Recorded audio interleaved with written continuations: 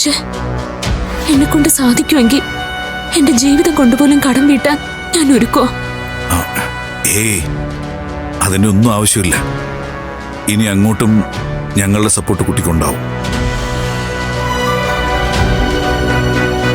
എനിക്ക് വീട്ടിൽ പോണം സർ. അവിടെ എന്തൊക്കെ പ്രശ്നങ്ങളുണ്ട്. ഇത്രയായ സ്ഥിതിക്ക് ഞങ്ങൾ തന്നെ കുട്ടിയെ വേണ്ടപ്പെട്ടവരുടെ അടുത്തെത്തിക്കാം. അല്ല, കുട്ടിയുടെ വീട് എവിടെയാ? അഡ്രസ് ഡോക്ടർ ഇന്നലെ എനിക്ക് അയച്ചു തന്നതാ. ഈ തിരക്കിനിടയിൽ SP യോട് ഞാനത് പറയാൻ മറന്നുപോയി.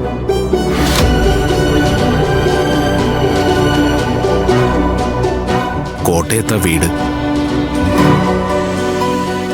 കോട്ടയത്ത് എവിടെ? രാമപുരം എന്ന് പറയും സർ.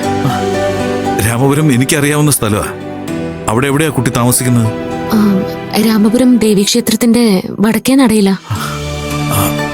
അമ്പലത്തിന്റെ വടക്കേ നടയിലൊരു ശങ്കരനാരായണ വാര്യരെ അറിയൂ? അതെന്റെ മുത്തശ്ശനാ, അമ്മയുടെ അച്ഛൻ.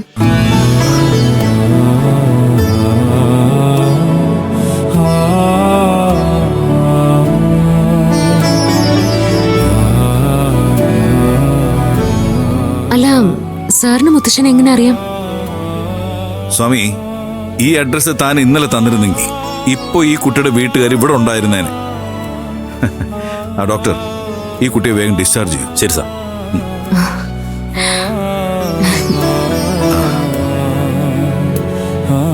കുട്ടി റെഡി ആയിക്കോ.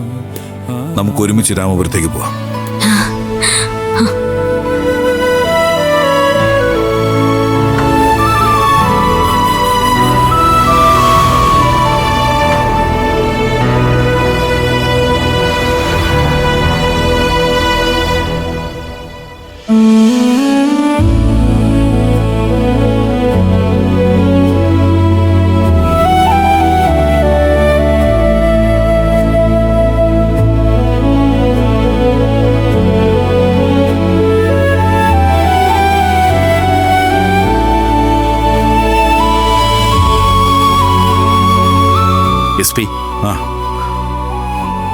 SP എന്താ പെട്ടെന്ന് അവിടെ നിന്ന് ഇറങ്ങി പോകുന്നത്? ഹേ, ഞാനിങ്ങനെ ഓരോന്നോർത്ത്. SP-യുടെ മനസ്സിലെന്താണെന്ന് അറിയാതെ ഞാൻ ചില അബദ്ധങ്ങളൊക്കെ കാണിച്ചു. ആ അർജുൻ പറഞ്ഞത് കേട്ട് ധുനിയുമായി SP-യുടെ കല്യാണം ആലോചിച്ചതിൽ എന്നോട് ക്ഷമിക്കണം. ഹേ, അതൊക്കെ ഞാൻ അപ്പൊ തന്നെ മറന്നു. കാറിൽ വെച്ച് തന്നെ നമ്മൾ ഈ വിഷയം സംസാരിച്ച് കഴിഞ്ഞതല്ലേ. സ്വാമി അവരെ വിളിച്ച് ഞാൻ അങ്ങനെയൊന്നും ചിന്തിച്ചിട്ട് പോലുമില്ലെന്ന് അറിയിക്കണം.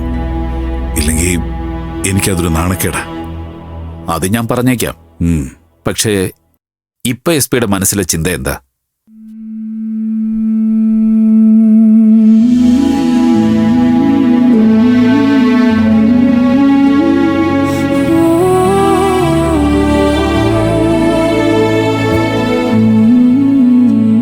ഞാൻ ഇത്തിരി പഴയ കാര്യങ്ങളൊക്കെ ആലോചിക്കുകയായിരുന്നു സ്വാമി. മായ എന്ന് പേരിട്ട ആ കുട്ടിയില്ലേ, ഒരു നിയോഗം പോലെയാണ് അവൾ എന്റെ കാറിന്റെ മുമ്പിൽ തന്നെ വന്ന് വീണത്. വെറുതെയല്ല എനിക്ക് ആ കുട്ടിയോട് വല്ലാത്തൊരു അടുപ്പം ഫീൽ ചെയ്തത്. അവൾ എന്റെ അടുത്ത് വന്ന് ചേരേണ്ടവൾ തന്നെയായിരുന്നു. അതില് ഒരു സംശയവും വേണ്ട. ചേരേണ്ടവർ തന്നെ ചേർന്നു. ഈ ആക്സിഡന്റ് SP-യുടെ ജീവിതത്തിൽ ഒരു ടേണിംഗ് പോയിന്റ് ആവുമെന്ന് ഞാൻ അന്നേ പറഞ്ഞില്ലേ. പാൽക്കടലിൽ നീണ്ടു നിവർന്ന് കിടക്കുകയാണെങ്കിലും പത്മനാഭൻ എല്ലാം കാണുന്നവനാ SP. ആ കുട്ടിക്ക് മരിച്ചുപോയ ഭാര്യയുടെ പേരിട്ടപ്പോ തന്നെ ഈ മനസ്സിലെന്താണെന്ന് ഞാൻ ഊഹിക്കേണ്ടതായിരുന്നു. എന്നിട്ടും വേറെ കല്യാണാലോചനയും കൊണ്ടുവന്ന ഞാൻ ഒരു മഹാമണ്ടൻ തന്നെ.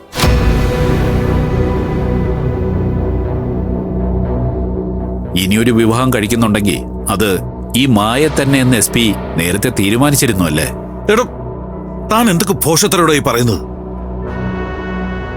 എന്റെ മോളാവാൻ മാത്രം പ്രായമുള്ളൊരു പെൺകുട്ടിയെ വെച്ച് അനാവശ്യം ചിന്തിക്കുന്നതും തന്റെ മനസ്സിന് എന്തോ ഗുരുതരമായ പ്രശ്നമുള്ളതുകൊണ്ടാ. മായ എന്നുള്ള പേരാണ് തന്റെ പ്രശ്നമെങ്കിൽ ആ പേരിട്ടത് ഞാനല്ലാന്ന് പല പ്രാവശ്യം പറഞ്ഞതല്ലേ?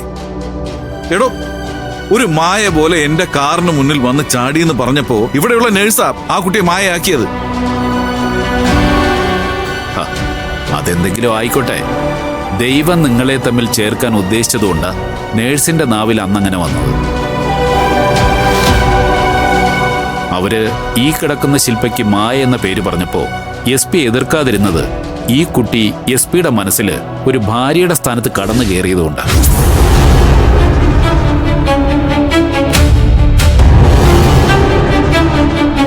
നിങ്ങൾ തമ്മിൽ ഇത്തിരി പ്രായവ്യത്യാസമൊക്കെ ഉണ്ടായിരിക്കും.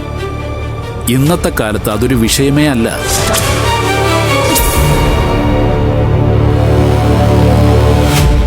റൂമിൽ വെച്ച് ആ കുട്ടി പറഞ്ഞത് കേട്ടില്ലേ?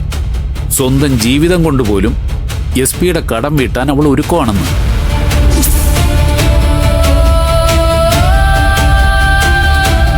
ആ സ്ഥിതിക്ക് SP-യെ വിവാഹം കഴിക്കാൻ അവൾക്ക് ഒരു വിരോധവും ഉണ്ടാവില്ല.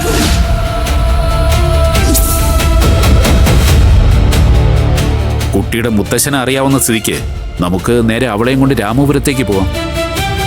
കല്യാണമൊക്കെ തീരുമാനിച്ചിട്ട് തിരിച്ചു വരാം. ഇക്കാര്യം SP-യുടെ മക്കളൊക്കെ അത് കഴിഞ്ഞിട്ട് അറിഞ്ഞാ മതി. മിണ്ടരുതാൻ.